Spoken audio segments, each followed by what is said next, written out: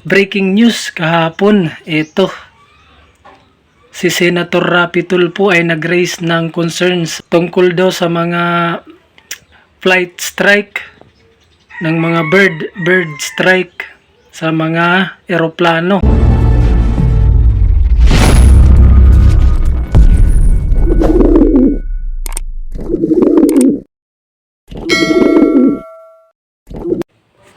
Yo! Shinobi Pigeon TV nagbabalik ulit. For today's video ay meron tayong breaking news para sa ating mga racing pigeon industry community. At ito yung pag-uusapan natin. Tara, samahan nyo ako mga kaninja kalapatids. Let's go! Magandang umaga mga kaninja at kalapatids. Araw ng Biyernes. Merong breaking news para sa ating racing pigeon industry. Pag-uusapan natin mamaya. Pero ngayon magpakain muna tayo ng ating mga breeders dito sa labas. So ayan, ito sila. Ito na si Kak, hinuli ko na. Pero pinaronda ko na yan sila. Yung ibang mga warriors natin nandoon pa sa taas. Samantala yung mga nandito nakabilad, binilad ko muna doon sa bubungan para maarawan naman sila. Yung isa kukunin na, yung isang napagbigyan ko kukunin na, yung samantala yung isa ayusin nyo pa daw yung kulungan niya na paglalagyan at mag-aano na lang siya, mag-update kung kukunin na niya yung ibon. So ayan, pakain tayo. May pag-usapan tayo mamaya tungkol sa news nga noon na news nga na ipagbabawal daw yung pigeon racing sa mga LGUs o i-regulate. You serious? So dapat nating talakayin yan at pag-usapan sa ating mga kalapatids community para magkaroon tayo ng kaalaman at awareness kung bakit may mga ganyan.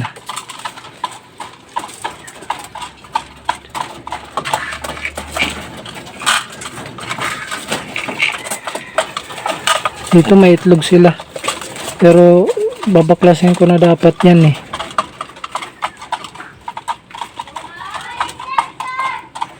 So ayan, punta naman tayo doon sa taas. Painumin ko lang tong sila. Bigyan ko sila ng inumin. Tapos akyat na tayo doon sa ating mga warriors naman sa taas. So yun, dito naman tayo sa taas sa ating mga warriors. Pinapasok ko muna sila sa kanilang mga cage at mga kulungan nga. Naibaba ko na rin yung tatlo. Sila sila sunog. Nandun na sila ulit sa baba. Patayin natin to si Lady Pasaway at si Liit. Kumustahin natin sila. Kung ano na yung update sa kanila. Na to eh. Nagsasampa-sampa na to si Liit eh. Kaya nga baka mangitlog na sila. Pero sana hindi pa. Kasi masyado pang maaga para paitlogin. Para magitlogan sila. Ito naman yung breeder natin na Kak. Since wala siyang mapaglagyan, dyan na muna siya. Dyan ko siya pakakainin sa training box. Ayun yung mga bagong inakay natin. Dalawa dyan yung ipamimigay natin. Kinuha ko na sila doon sa taas kasi binilad ko sila. So yung isa dito ay kukunin na to baka sa linggo. Sa linggo daw niya pupuntahan o magmi-meet up kami. Yung isa naman mag-a-update na lang daw siya kung maayos na yung kulungan niya o may kulungan na siya at kukunin na niya yung ibon. Sa mga maswerte nating na napili na mabigyan. So ito naman tong dalawang to. Magpares na to oh. Ganado kumain si si Liit. Di tulad nung dati nung wala pa siyang pares, grabe. Hindi kumakain na maayos. Tumitikim-tikim lang. Ngayon Pero one day one eat yan silang dalawa. Ito din, pag breeder natin hindi nakasalang. One day, one eat lang din. Ang ganda ng mata nito. Orange eye. Yung kak natin. Banded to ng ano. SDR. Davao. Hindi na nailaro kasi yung club. Nagsara na. So yun nga. May topic pala tayo. So may pag-uusapan pala tayo. Tapos ko lang tong pakainin. Pati ito. Mag-uusap na tayo. Mga kalapatids, mga kaninja.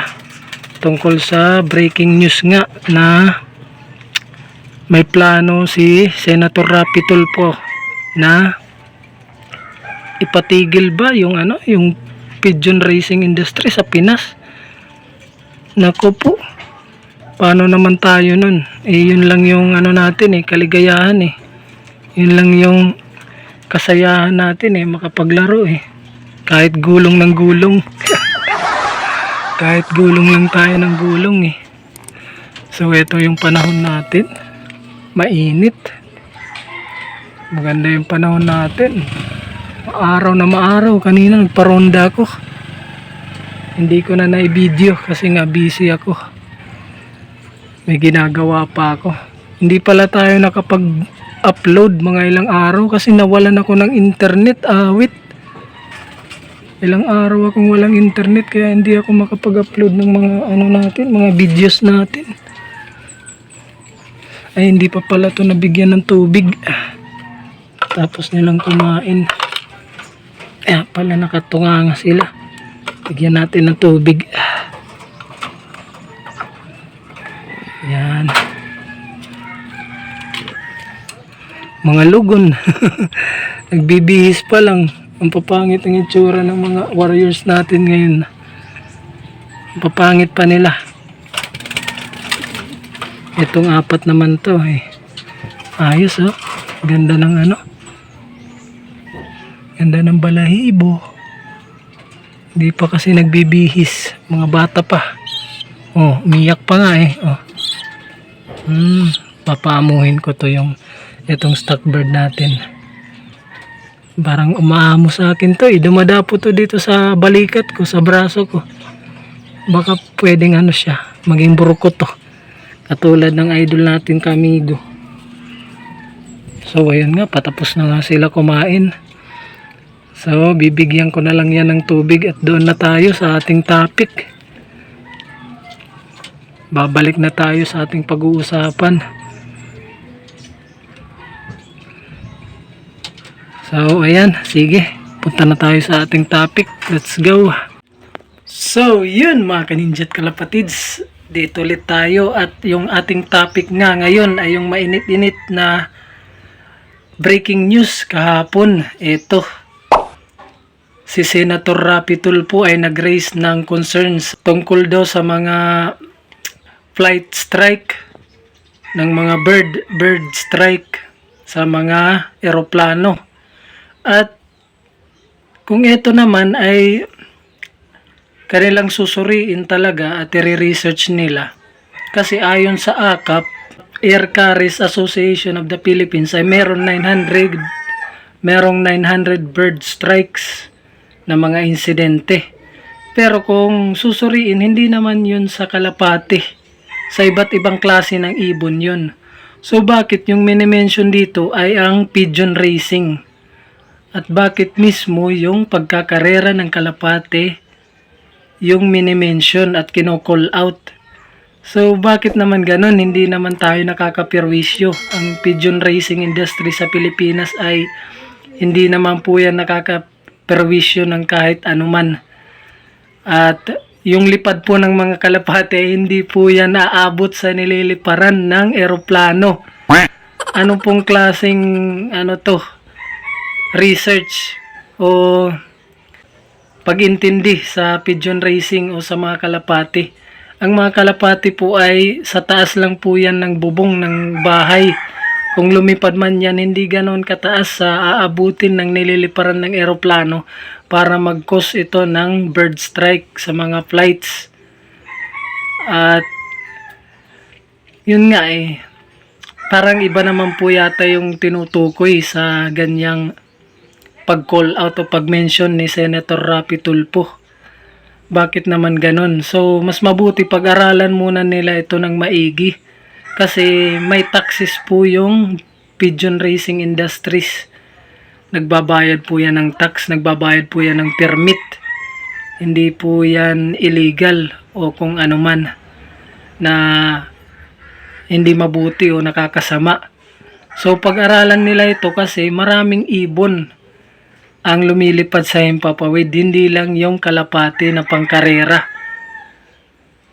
Maraming migratory birds, sila pa yung mas malaki yung porsyento na bumangga sa mga eroplano dahil yun siguradong matataas ang lipad nun dahil nagmamigrate yun eh. Lumilipad yun sa mga malalayong kontinente at mga lupain. So, yun nga yung issue natin ngayon. Ano na yung mangyayari ngayon sa pigeon racing industry sa Pilipinas? Ito ba ay may patitigil na? Ano na ba yung mga issue? Kung ano-ano na lang yung pinapalabas ng issue ngayon sa Senado eh. Para matakpan lang yung mga ano dyan, mga katiwalian nila. Yung mga ano natin dyan, mga buhayang ano, namumuno dyan na nagnanakaw ng kaban. Bakit naman ngayon ipag-iinitan na naman yung pigeon racing industry, yung pagkakalapati? Eh wala naman yung illegal na ginagawa, eh may mga permit yan, nagbabayad yan ng taxes. Tsaka maraming ano dyan, pinapakain dahil maraming siniswelduhan dyan na manggagawa. Maraming pamilyang nabubuhay dyan sa industriya ng pigeon racing. Maski yung mga nagbebenta ng mga ano dyan, mga products at mga patuka ng mga kalapati, eh kumikita yan at nagbabayad yan ng tax. Ang tanong, yung tax natin kung saan napupunta? Baka napupunta lang sa bulsa ng mga buhayang politiko na yan. Tapos ngayon eh pakikialaman pati yung pigeon racing dahil do sa mga ano bird strike sa mga flights.